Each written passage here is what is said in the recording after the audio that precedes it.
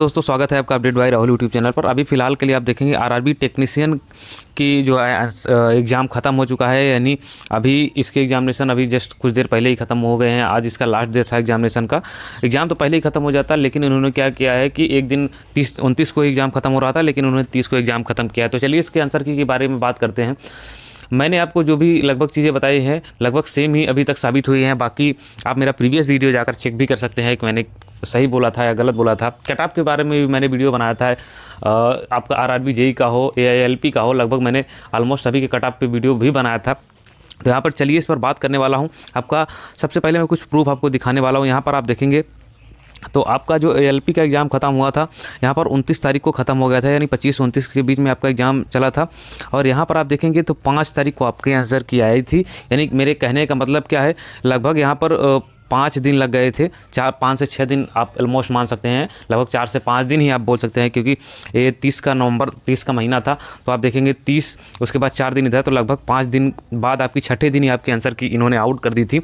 अब अगली मैं बात करूँ तो ये आरपीएफ का नोटिफिकेशन है CN01424, आप देख सकते हैं। यहाँ पर आरपीएफ एसआई का आपका एग्ज़ाम 13 तारीख को ख़त्म हो गया था और आपके आंसर की 17 तारीख को आई थी। यानी आप देख सकते हैं कि इसकी आंसर की 3 दिन बाद ही जारी कर दी गई थी। यानी चौथे दिन, जैसे मान लीजिए आज एग्ज़ाम ख़त्म हुआ शाम को, तो आज से 3 दिन बाद नेट चौथे दिन आपके आंसर की इन्होंने आउट कर दी थी। उसके बाद अगली मैं बात करूं तो यहाँ पर देखेंगे आरआरबी जूनियर इंजीनियर के अभी फ़िलहाल में हाल ही में आंसर की आई है। यहाँ पर आप देखेंगे तो यहाँ पर आप देखेंगे 16 से 18 से 20 इसका एग्जामिनेशन कंडक्ट करवाया गया था और यहाँ पर 23 तारीख को इसकी आंसर की जारी कर दी गई थी। यानी कहेंगे तो 18, फिर 19, 20, उसके बाद 21, उसके बाद 22। यानी मेरे कहने का मतलब क्या है, 1, 2, 3, 4, यानी 5वें दिन आपके आंसर की जारी कर दी गई थी। यानी आप देख रहे हैं कि एक आरपीएफ में आपका 3 दिन में आंसर की जारी की गई थी और एएलपी में आपका 5 दिन में, जेई में मात्र 4 दिन में। यानी आप देख सकते हैं 3, 4, 5 ऐसे ही करके चल रहा है। और यहाँ पर मैं बात करूँ तो अगली ग्रेड 1 की आंसर, ग्रेड 1 की आंसर की है। ग्रेड 3 की तो अभी आने वाली है। ग्रेड 3 की आंसर की कब जारी की गई थी, यहाँ पर आप देखेंगे 26 दिसंबर को। इसका पेपर कब खत्म हुआ था, 19 तारीख को। 19 की फर्स्ट शिफ्ट तक इसका पेपर था। सेकंड शिफ्ट से आपका ग्रेड 3 का पेपर स्टार्ट हो गया था। यानी मेरे कहने का मतलब क्या था, 19 तारीख को आप मान सकते हैं 19 को पेपर इसका खत्म हो गया था। इसकी आंसर की कब जारी की गई थी, तो यहाँ आप देखेंगे 26 तारीख को इसकी आंसर की जारी की गई थी। यानी मेरे कहने का मतलब ये है कि आप यहाँ से यहाँ तक डेट को देखेंगे तो लगभग इसमें 5 दिन बाद, यानी छठे दिन आंसर की जारी की गई थी, जैसे कि आरआरबी एएलपी की आंसर की जारी की गई थी। यानी मेरे कहने का मतलब क्या है, यहाँ पर मैं आपको एक चीज़ें प्रूफ दिखा रहा हूँ, हवा भाई बात नहीं कर रहा हूँ। तो यहाँ पर आप देखेंगे आपका जो एग्जामिनेशन वो 19 और 20 को तो ग्रेड 1 का आपका एग्ज़ाम था।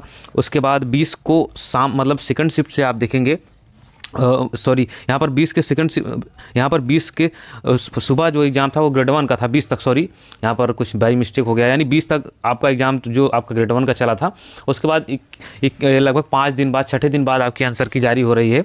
यहाँ पर आप देखेंगे 30 तारीख को आपका एग्जामिनेशन क्या है, ख़त्म हो रहा है। CN024 का, यानी 2024 का एग्जामिनेशन अभी फ़िलहाल के लिए यहाँ पर ख़त्म हो रहा है। कब, 30 तारीख को। तो अभी आपके पास टाइम कितना है, यानी मेरे कहने का मतलब अभी तो अब एग्ज़ाम अब ख़त्म हो गया है ऑलमोस्ट। लगभग आप देखेंगे तो एग्ज़ाम ख़त्म ही हो गया है। आज लास्ट पेपर था तो आज एग्ज़ाम ख़त्म हो गया। तो आपकी आंसर की आएगी कब, जैसा मेरा मानना है, जैसे आपने देखा कि आरपीएफ के आंसर की 3 दिन में आई, जेई के आंसर की 4 दिन में आई, एएलपी के आंसर की 5 दिन में आई, ग्रेड 1 के आंसर की 5 दिन में आई। यानी 30 को एग्ज़ाम ख़त्म हुआ, 31 का महीना है तो एक दिन इधर चला गया, उसके बाद 2, फिर उसके बाद 1 तारीख, फिर 2 तारीख, फिर 3 तारीख। यानी मेरे कहने का मतलब ये है कि 4 से 5 तारीख के बीच में आपके आंसर की, या हो सकता है पहले भी जारी हो जाए, लेकिन मोस्ट प्रोबेबिलिटी ये है कि 4 तारीख को, 4 जनवरी को आपके आंसर की लिंक एक्टिवेट, मतलब आ जाएगा। हो सकता है उसी दिन शाम को जारी कर दिया जाए आंसर की, या तो हो सकता है कि एक दिन पहले जारी। यानी कहने का मतलब 4 तारीख को आपको पता चल जाएगा कि, मतलब पता क्या, 4 तारीख को ही मुझे ऐसा लगता है कि 4 तारीख को आपके आंसर की जारी की जाएगी, जैसा कि प्रीवियस ट्रेंड देखा गया है। और रिजल्ट तो मैंने आपको बता दिया है। एएलपी का रिजल्ट आपका फरवरी से पहले नहीं, मतलब जनवरी लास्ट में आएगा और फरवरी के फर्स्ट वीक तक आएगा। इससे पहले आने की कोई उम्मीद भी नहीं है। तो आप मान के चलिए एएलपी का CBT2 फरवरी लास्ट में ही होने की पूरी संभावना है। मैंने आपको बता दिया कि आपकी आंसर की 4 जनवरी को आएगी। 4 जनवरी के बाद यहाँ पर कटअप पे भी चर्चा होगी। 4 जनवरी को आपके आंसर की आएगी, उसके बाद ही कटअप बताऊँगा। अभी हवा हवाई में बात करने से कोई फ़ायदा नहीं है। अभी लोग अटेम्प्ट के बेस पे बताएंगे।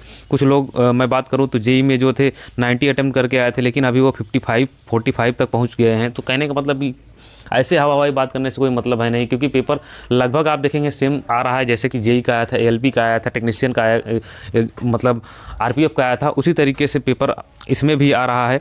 तो इसमें मतलब ऐसा नहीं कि आप इतना अंदाज़ा लगा सकते हैं जब तक आंसर की नहीं आती है। बाकी जैसे ही आती है मैं आपको अपडेट कर दूंगा। चैनल पर नए हो तो सब्सक्राइब कर लेना। Okay, thank you.